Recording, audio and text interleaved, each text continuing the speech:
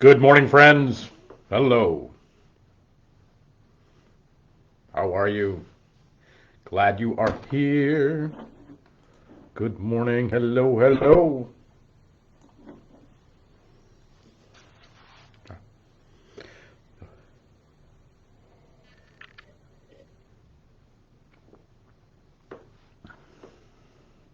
Good morning, everyone. Hey, Kristen, good morning to you. Hello from Walmart. Good times. Good morning, Karen. Glad you're here. Jamie, glad you're here. Mr. B is there. Say hi for me. Glad you're all here. Welcome. Hey, Donna. Hope you and Phyllis are well. Things are good. Good morning, Derek, my boy. Beautiful day in Kittery. It is. This third day of spring is just glorious. We're just outside with our sexton and our treasurer Ken Ward and all the great work he does. We were just looking at some of the little maintenance projects we need to get going on the grand edifice that is this place. It's the great question of how do you eat an elephant? One bite at a time. And we're the real gift of what it is to have such a beautiful platform. If you've never been to 282 Rock Street, I hope someday you'll be able to come because we do plan here in the future. Do stay tuned. We're going to have an 11:11 gathering that we might call the diaspora together, blow the horns of Rohan, and see who arises. So Cecile, she said, "Oh, hello, good morning, Jane and John. Good morning to you. Glad you're here." So just all of those springy things were beginning to pop up here, and the grand beauty of it all. Good morning, everybody. So glad you've made it. Glad you found your way. Let me see. I just wanted two more coming in. Oh, glorious coffee. All right. Good morning, everybody. It is the 22nd day of March here at 11:11, and I'm glad you're with us. I'm glad you're a part of this journey. Wherever you are, wherever you find yourself, whenever you find yourself at this moment, know that you're prayed for. Because I'm going to pray for one of the things I do is anybody who might hear this or anybody might find it, I'm going to ask for prayers for you. So know that no matter what happens today, when this little thing wraps up and it goes into the world, whether you're hearing it live or whether you'll catch us later, you got prayed for today. So I hope you can appreciate and know that. I want to look at. We did a Bible study recently, 1 John, and it's just so rich. If the Gospel of John is just this, big, beautiful kind of tankard of beautiful kind of elixir of divinity. First John is just this that it's just this distillation. It's to the raw elements of a thing. This letter that John sends to the church in Ephesus is just this little beautiful distillation of, and so there's not a wasted line. There's not like there's a wasted line in Scripture, but you know what I mean. That it just has a punch and a power to it that is when you just start talking about essentials. And so this is from the 5th chapter of John's first letter to the church. Everyone who believes that Jesus Christ is born of God, and everyone who loves the Father loves his child as well. This is how we know that we love the children of God, by loving God and by carrying out his commands. In fact, this is love for God and keeps his commands, and his commands are not burdensome. For everyone born of God overcomes the world. This is the victory that has overcome the world, even in our faith. Oh, so good. This intimation, this invitation, this suggestion of and this invitation to victory, this winning in life. There's this question of what does it mean to win in life? There's the old saw of, the person with the most toys wins. I think, though, we find that's not always true. Though, toys are nice. Or the idea that we manage to maintain ourselves in optimal beauty. Although the ravages of time and the ravages of age eventually catch up with each of us, no matter how much plastic surgery or Botox or whatever we manage to stick in our face, there is a way in which we inevitably all kind of decay in some way, and that's part of the journey. And so, and this seems like it may not even need saying, but I think it needs saying sometimes. If that is the case, if we are not in fact getting more and more beautiful, if we are not in fact, and I mean physically beautiful, like if we're not more and more, just more desirable and more lovely and more wondrous, that our chins are starting to sag, there aren't bags under our eyes, our hair isn't deciding to do crazy things that it didn't do when we were younger. That if that is the case, then perhaps the whole point of winning is not kind of the physical wholesome, our physical welfare and our physical wholesomeness. I mean, it seems like, I know, like, no kidding, Andy, like, thank you for that. I showed up for that today. But honestly, we get trapped into this all the time. We get trapped into this idea all the time that, if things were really right, I wouldn't be getting sick. If things were really right, if I was really winning, I wouldn't be, I wouldn't have financial problems. If I was really winning, all the people out there would like me. If I was really winning, that we actually codify our winning, and much of the culture of the world does for sure, by these external measures of the world. We do it.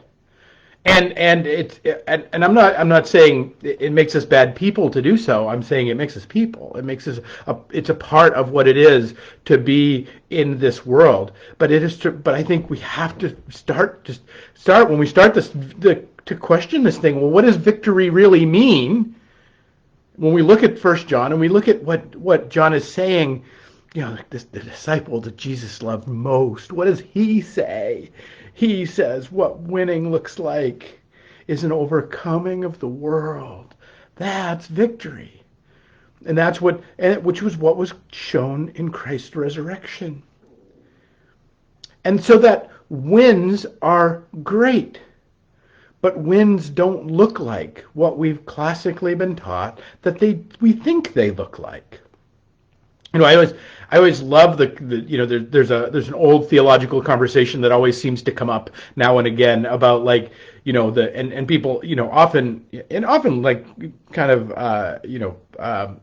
more modern scholars will mock this kind of idea where, the guy runs you think about like NASCAR, somebody wins the race, he's like, I just want to thank Jesus for this victory, and I'm really thankful, and some of the modern scholars will be like, do you really think Jesus was, really wanted you to win this race like that, and that you just prayed hard enough, or God, so that it actually, this whole notion of victory can actually become quickly an idea of mocking, like what does it mean to win, and what does it mean, and so what is that, it is.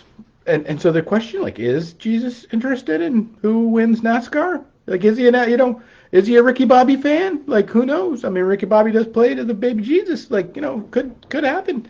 That there's these inherent questions in that. But what 1 John is pointing us to, with all of his love of the children of God and the carrying out of his commands, it is this fact that love for God and to keep his commands, and his commands are not burdensome. For everyone who is born of God overcomes the world. This is the victory that has overcome the world. That God having overcome the world, Jesus having overcome the world, is actually in the business of victory all the time. Now wait a minute. I get sick, I get worried, I get anxious.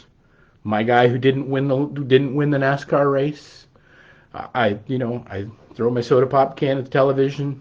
There's what what's going on if God's really working towards victory in all things? Because victory for us doesn't look like a sports car and a new ball gown. Victory for us may not even look like the being in the winner's circle of the material world of life. Because victory for us is this invitation into the overcoming of the world. So, does Jesus care who wins the NASCAR race? Yeah. God's participating in all of it. God's hand is in the midst of all of it. But who wins the NASCAR race is not about who prayed hard enough, or whose soul was most righteous, or who had sometimes it'll be who got the lug nuts on fast enough. But that in the participation of the world, in the unfolding of the world, God is bringing out the eternality of the world. You see, this is the thing about the overcoming of the world. It's not about the scoreboard that we often think it is. That everybody, wherever they place in the NASCAR race, has something to gain in their eternal journey, in their eternal win, in their eternal loss, in their journey towards eternality, in their journey towards becoming greater and more beautiful children of God. For somebody who loses, maybe they need a bit of humility. For somebody who wins, perhaps there's a way in which they're holding a majesty. It's dangerous. Now, before we get too far down that road, don't hear what I'm not saying. It's dangerous to think we can know that, particularly from the outside. It is a wildly personal thing. Just because, remember, listen to the language that Jesus uses in this. Jesus Christ, born of God, everyone who loves the Father loves his child as well. We are adopted children of the Most High. That the relationship that God has in bringing you into your winning, bringing you into your victory, is as personal as a father with a child. I don't know lots of people that have lots of kids, but the big families I do know over time is that that one thing moms and dads realize is that really quickly is they don't parent the same kids the same way. That they may give them the same ideas, but that it's simply by their nature, simply by what they need, simply by their nurture, simply by what we all need, even as big us folks with the big boy pants on. What we need in order to grow, what we need in order to come into victory, what we need in order to come into wholeness and graciousness and right relationship with the one who made us and the people with whom we are a part, that God is always and ever working to shape and to bring us into. Now, that's not always about who ends up in the NASCAR circle. And there's no correlation there between this and that. But it's all a part of the grand and divine dance of what happens in the world. There's a great Irish saying, this is the most beautiful music in the world, is the music of what happens. And I love it because it infers this knowing of the victory of Christ behind it all, of the knowing of that we are all held in the palm of God's hand.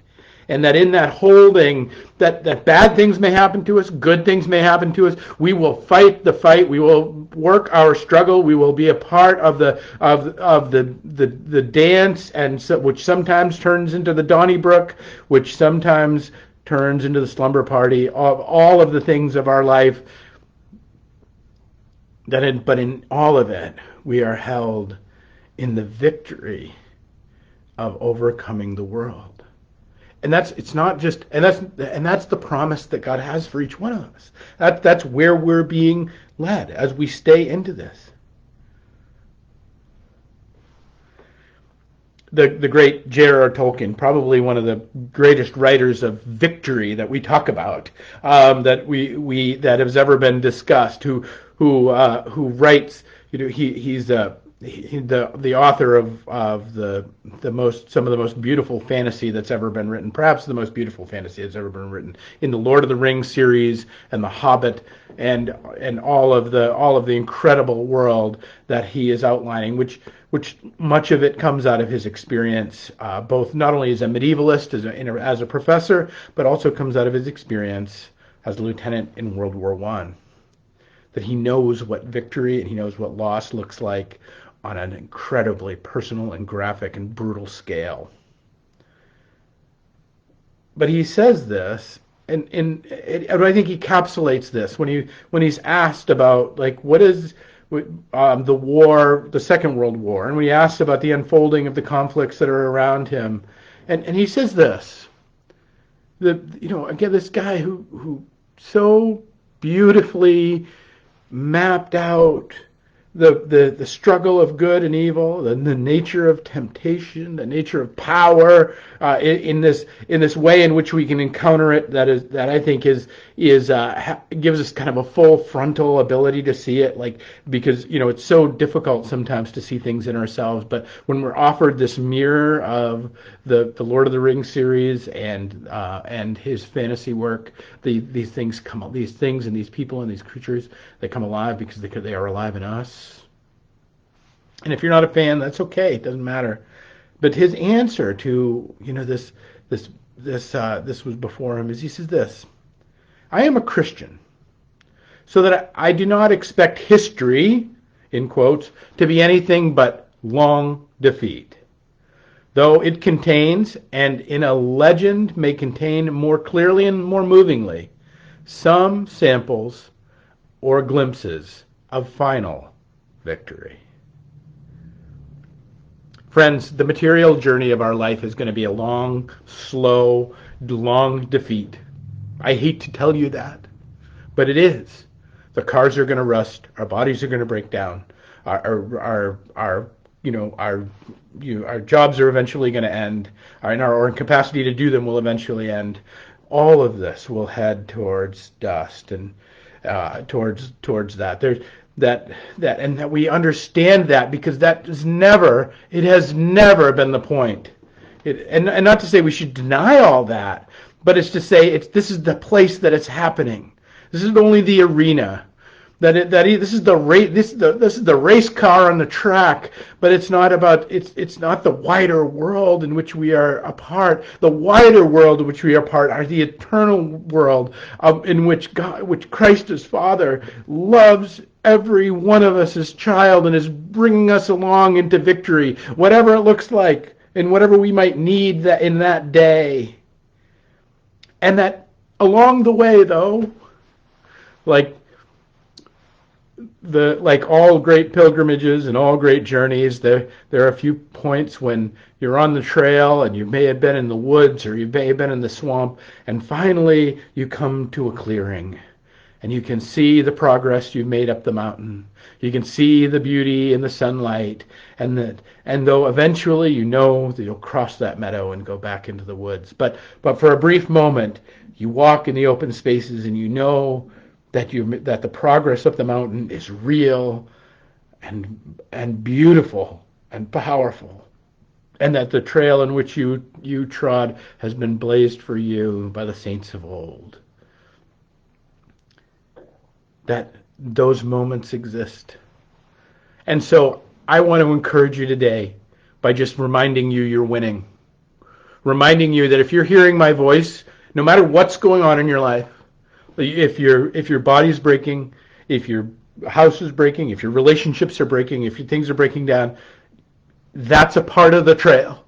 John Bunyan writes in his book Pilgrim's Progress, writes these beautiful images of what it is to be caught in Vanity Fair, or what it is to be caught in the dismal swamps. Those are a desolation swamp. Those are real places on our journey.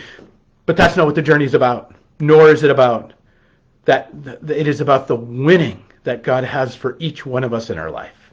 It is about the winning that that is already unfolding in your life. No matter where you are, you think you are in the ticker of the results coming across the material board. That's never what it was all about. There are some samples and there are some glimpses of that final victory, which has already been committed to history, and in which we are just invited to walk out and to step into as children of the Most High. I hope, even if you can't feel it today, even if there's things breaking around you today, that you can remember a time in the past. You can hearken up a moment in this where you can see those glimpses, when you can touch those samples, and remind yourself that you are not lost, you are not abandoned, you have not been forgotten, you are not drifting off into nothingness, but you are in fact a child of the Most High. That, my friends, is my hope for you today. That you'll remember that everyone born of God overcomes the world. Peace and grace to you, my friends. It is this beautiful Wednesday. Get outside and put some sunlight on your face. It is so glorious. It is truly a hearkening of that eternal gift from the one who made us. Go forward and have a great and beautiful day. And we'll pick it up tomorrow with another 11:11.